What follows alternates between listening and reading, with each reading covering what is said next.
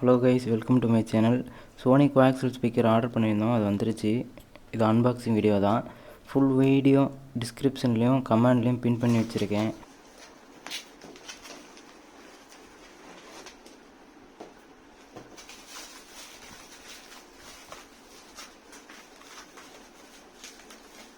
Guys, இப்போ open பண்ணியாச்சு. இதோட ப்ரைஸ் வந்து 2289 ரூபா.